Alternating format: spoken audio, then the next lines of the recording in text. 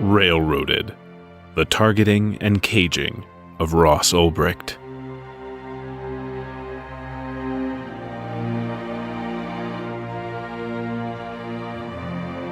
No American is safer because Ross Ulbrict is in jail for life. He is just one more casualty in our futile war against drugs. That is a quote from John Stossel. Hello and welcome to the Railroaded podcast. This is part 5 of an 8-part series and is about the targeting and caging of Ross Ulbrict.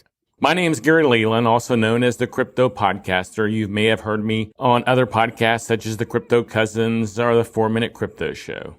Now, Railroaded is a podcast series revealing behind-the-scenes information you've probably never heard before. This is a peek into the inner working and conflicts in the Silk Road story, and you'll meet the people involved. Now, I didn't produce the Railroaded content that you're about to hear.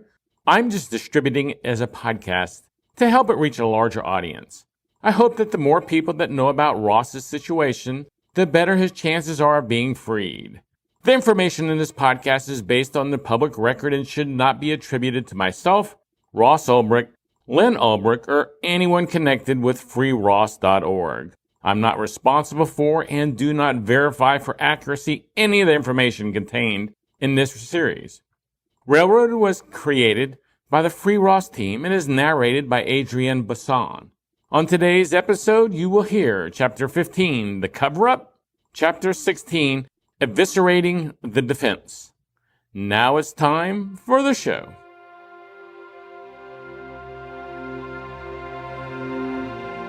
Railroaded, the targeting and caging of Ross Ulbrict. Narrated by Adrian Bisson. The following is based on public information sources, including court filings, transcripts, trial exhibits, affidavits, warrant applications, subpoenas, judicial rulings, investigation reports, press releases, sworn testimony, and direct evidence. Some gaps remain due to government protective orders, redactions, sealed records, missing records the court cannot account for, dropped investigations, tampered evidence, communications and other data that remain encrypted, and the fact many of the parties involved have not testified.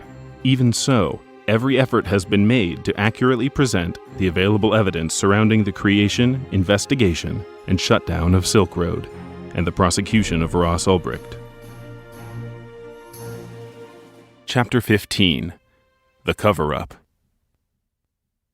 Joshua Draytell, criminal defense attorney, said, "It is obvious the government is more interested in protecting its unfairly obtained conviction of Mr. Ulbrict than investigating fully or effectively the misconduct of its corrupt agents. This is a continuing travesty of justice." Once Ross was arrested and the Silk Road website seized, Force and Bridges were under pressure. If it were discovered that they sold inside information to DPR, extorted and threatened him, broke into the site through Green's accounts, and used that access to steal funds, they would both be sent to prison. In April 2014, Force started using Tor to connect to Bitstamp, a Bitcoin exchange similar to Mt. Gox. As part of their fraud and theft prevention procedures, Bitstamp inquired as to why he was using Tor to access their site. "I utilize Tor for privacy," Force told them. "Don't particularly want NSA looking over my shoulder." Smiley face. Bitstamp's management found Force's reply strange and froze his account immediately. A few days later, Force got help from Bridges, who convinced Bitstamp to unfreeze Force's account, allowing him to make additional transfers. Force then emailed Bitstamp and asked them to delete all transaction history associated with his account, but it was already too late. California AUSA Catherine Hahn opened an official investigation into both Force and Bridges that same day. By early May, Force resigned from the DEA and quickly began hiding the money he'd extorted and stolen. He wired $235,000 to an offshore account in Panama just a few days after learning of the government's investigation. By the end of May, he had legal representation and attended an official interview where he was interrogated by Hahn. Bridges was also interviewed with his lawyer and a high-level superior from the U.S. Secret Service multiple times. Bridges and Force intentionally misled and lied to Hahn about their relationship to each other and their involvement with DPR, Silk Road, and Bitcoin. The corruption threatened Barara and Turner's case against Ross. If a jury were to learn the extent of Force and Bridges' involvement in undermining and corrupting the investigation, it would cast strong doubt on their version of events. Ultimately, Turner revealed to the defense that Force was under investigation, but argued to Judge Forrest that no mention of him be made to the jury. Turner's disclosure was functionally the same as no disclosure at all, because Ross and Draytell could not use it at trial. Even more outrageous, Turner hid Bridges' involvement entirely from both Judge Forrest and Draytell. They did not know he existed. Having alerted Karpelès that the U.S. government had him on its radar, and having infiltrated Silk Road, Bridges was ostensibly too entwined with Karpelès for Turner to risk revealing his corruption, even though he was required by law to reveal anything that might be helpful to Ross. On December 15, 2014, a few weeks before trial began, Judge Forrest held a hearing to get to the bottom of this issue. However, she sealed it off from the public. No reporters were allowed to observe, and Ross's family was forbidden to attend. At the hearing, Turner was joined by his co-counsel Timothy Howard. They argued that the investigation into Force's corruption must be kept secret. If Force were to discover that he was a suspect, he might flee, hide money, or destroy evidence. Of course, Force had already known for 8 months that Hahn had him under investigation, and Turner knew that. The only reason for maintaining secrecy was to deprive Ross of the use of the information. The government misled the court, Draytell said later at a press conference. The agents knew exactly what they were being investigated for, so the notion that keeping it secret was essential to the investigation, or even helpful to the investigation, was simply not true. This was not the only falsehood that Turner put forth in court. Judge Forrest also asked him how deeply Force had penetrated Silk Road when he and Bridges took over Green's admin account. Could he have faked being someone else? The judge asked. No, you can't do that, no, Turner replied. But that's exactly what did happen. Bridges had taken over the accounts of vendors, effectively becoming them online, all while pretending to be Green. He didn't receive root administrative privileges. He didn't have privileges to do anything on the site, Howard went on to say. What was the list of what Green could do? She then asked. He had the ability to reset passwords and PIN numbers. And if he could reset passwords and PIN numbers, could he have utilized their accounts? Could he have reset any password? That's something we would have to confirm and look at, Howard equivocated. Of course, if Force could reset passwords and PINs, he could take over accounts, as he did with the vendors he stole from. In fact, with Green's administrator privileges, Force could have reset the PIN on DPR's account and usurped control of it, even without DPR losing access. He could have changed anything in the Silk Road database, including message texts in the forum or market, all without the government's knowledge of what precisely he did. Turner was determined to keep this information from leaving the sealed hearing or being argued before the jury. He told Judge Forrest deliberate and calculated lies, and she ultimately ruled in favor of the government. This is tactical at this point, Draytell interrupted.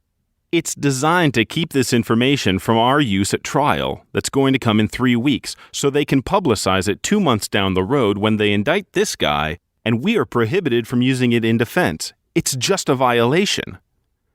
It would, in fact, be just 7 weeks after Ross's trial that Force and Bridges were indicted, and their corrupt activity on the Silk Road site publicly revealed. Draytell asked that the trial be pushed back until the government had completed its investigation of Force, which would defeat Turner's intention of keeping Force out of Ross's trial. Judge Forrest denied that, too. Chapter 16, Eviscerating the Defense. Robert Murphy, senior fellow at the Ludwig von Mises Institute, said, "The trial was conducted in a manner apparently designed to secure a guilty verdict. Some of the judge's decisions were baffling to any neutral observer." A couple of months before the trial began, Schumer publicly convicted Ross in an open letter to U.S. Attorney General Eric Holder, tainting him in the minds of potential New York jurors. "The Silk Road was shut down by the FBI," he wrote, "and I am pleased that the DOJ is currently prosecuting its operator and holding him accountable. This was despite the foundational tenet of our justice system that a defendant is innocent until proven guilty." Judge Forrest influenced the jurors further, before trial, by anonymizing them, hiding their names from the public and from Ross. This is a rare and extreme measure that communicates to jurors that they must be protected from a dangerous defendant. Consequently, they are prejudiced against him before they even enter the courtroom. By law, the judge may make this decision only after she considers the arguments of the counsel, offers the jurors an explanation that does not cast the defendant in an unfavorable light, and makes her ruling on the record. Judge Forrest did none of this, and actively concealed from the public and Ross the fact that an anonymous jury had been impaneled.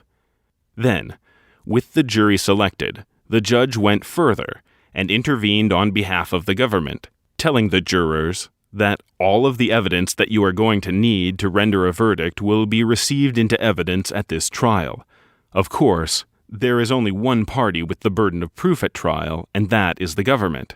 So when the judge told the jury they would receive all the evidence they needed, she vouched for the strength and sufficiency of the government's evidence.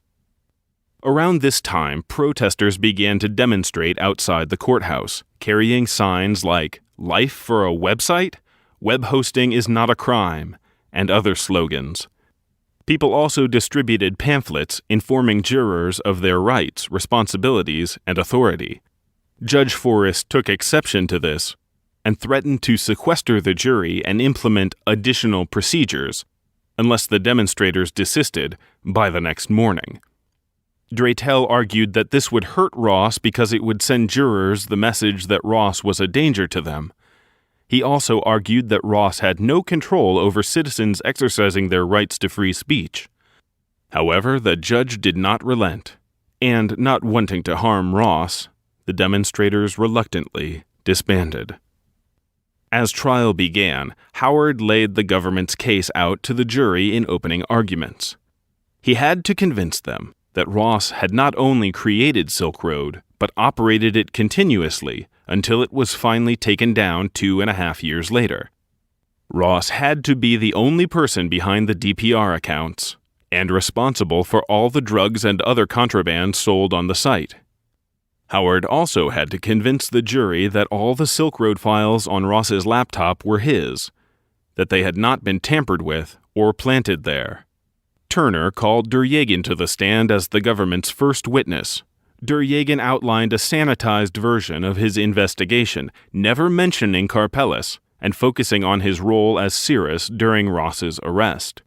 However, Turner's presentation wasn't meeting Judge Forrest's standards. At break, she told Turner that Duryegan had described Tor in a way that was just mumbo-jumbo to most people on the jury right now. There is still room for clarity. Turner applied her coaching and began the second day of testimony by having Duryegan re-explain what the Tor network was, how it worked, and what it allowed for, complete with a demonstration. This intervention by the judge had a clearly perceptible effect on the quality and clarity of Turner's presentation of evidence from that point forward in the trial. The rules of criminal law require the government to provide certain information to the defendant before trial begins, such as notes and communications the government's witnesses had made during the course of their investigation. Less than 2 weeks before trial began, Turner dumped on Ross and Draytell 5,000 pages of records pertaining to Duryegan alone. Buried in this mountain of material was the defense's first glimpse into Duryegan's investigation of Karpeles and how McFarland and the rest of the Baltimore office had undermined it and allowed Karpeles to slip away. During cross-examination, Draytell brought up Karpeles and started to explore how Duryegan had targeted him. "You wanted to know what was going on with Baltimore," he said to Duryegan. "You wanted to know what was going on with the meeting with Karpeles' attorneys. You wanted to know what was out there because you had your own parallel independent investigation of him going on that would be completely wiped out by what Baltimore was doing." "Yes," Duryegan replied, "and we had verbal agreements with the attorneys in that district also about that." "And so, in the course of this and in pursuing your investigation, you learned that Karpeles' lawyers had made that offer to the government?" Draytell asked next. But before he could clarify to the jury that Karpeles had offered someone else to target as DPR instead of himself, before he could ask whose name was given, or if that name was Ross Ulbrict, Turner leaped up and began to repeatedly object. Rather than follow the usual protocol and call a private sidebar, Judge Forrest dismissed the jury early and asked Draytell where his questions were leading. They were going to meet with Karpeles, Draytell explained, and this meeting was supposed to be in Guam, and I don't know whether this meeting ever occurred. At the mention of Guam, an NSA stronghold, Turner launched into a prolonged argument as to why Karpeles should not be discussed. However, the judge did not see a legal justification for this. "We can all agree it's obviously highly relevant, right?" she said. "If the lead investigator believed in August 2013 that somebody else might be a candidate." Turner would not relent, but the judge could not justify sustaining his objections. "I'm going to allow Draytell to ask what was the basis for Duryegan's view that somebody else was an appropriate target," she said. "That strikes me as in the heartland of this defense." Turner then argued that Duryegan's investigation, based on government evidence, was irrelevant. "I don't think it's irrelevant," Judge Forrest retorted, "because if he pursued a target and it wasn't Ross, I think that's directly relevant.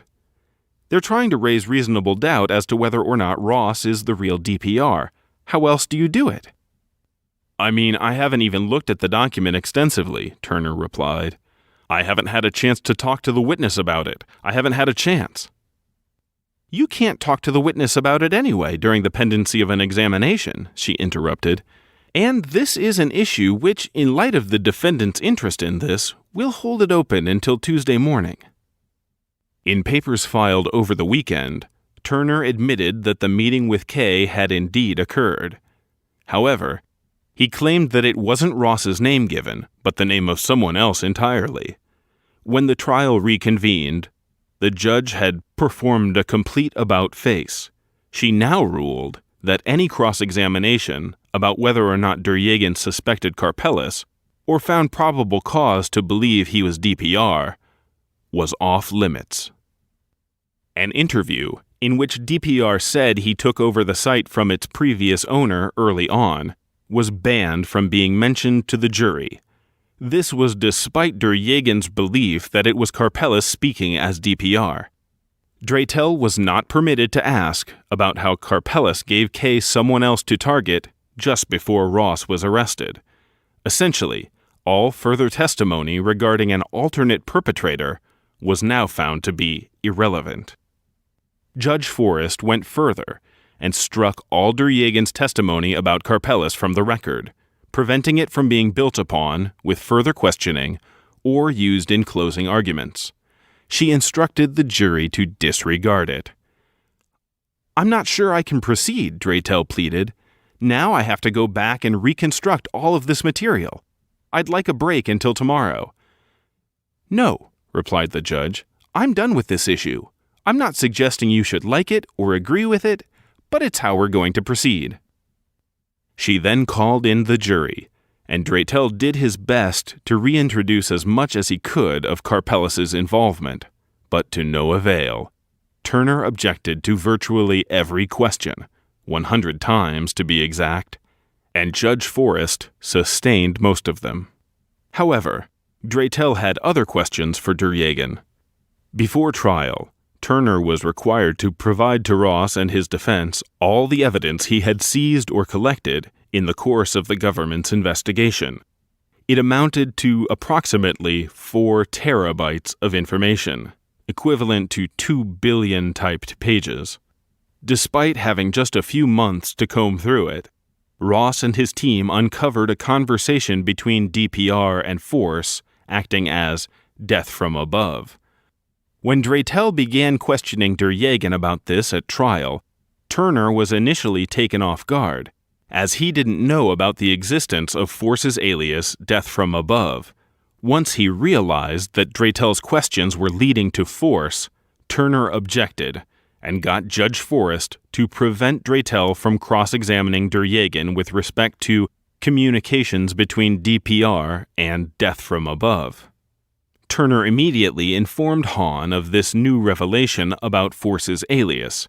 She retraced Draytel's steps and confirmed that Force was indeed behind the Death from Above account. Turner used Draytel's cross-examination of Duryagan to continue his investigation of Force, then blocked it from being used at Ross's trial during the course of the trial itself. At every turn, Turner convinced Judge Forrest to suppress anything that could lead to revealing the truth about Force and Karpeles. This included the conversation between Not Wonderful and DPR. Despite Turner including it in his initial exhibit list, he had it blocked too, realizing that it would hurt his case by showing that DPR was tipped off by corrupt law enforcement.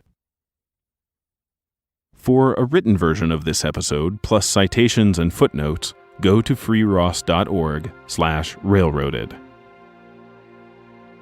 Thank you for listening. I hope you enjoyed this episode. If you'd like to help Ross, please consider signing and sharing Ross's clemency petition at freeross.org/petition. Over 190,000 people have signed it so far. We should hit 200,000 people pretty soon. For additional information, visit freeross.org. You can also follow Ross on Twitter at RealRossU, and the U is just the letter U. Everyone, please subscribe to this podcast wherever you're listening and don't miss a single episode. I'd love it if you could give this podcast a 5-star rating and a great review on iTunes or wherever you're listening. That really helps way more than you know. And please share this show with your friends on social media and let's get the word out there. This episode was sponsored by BitBlockBoom, the Bitcoin conference that's coming to Dallas, Texas. Take a look at the great conference at bitblockboom.com. And until next time, this is Gary Leland, the Crypto Podcaster, saying thank you for taking the time to listen.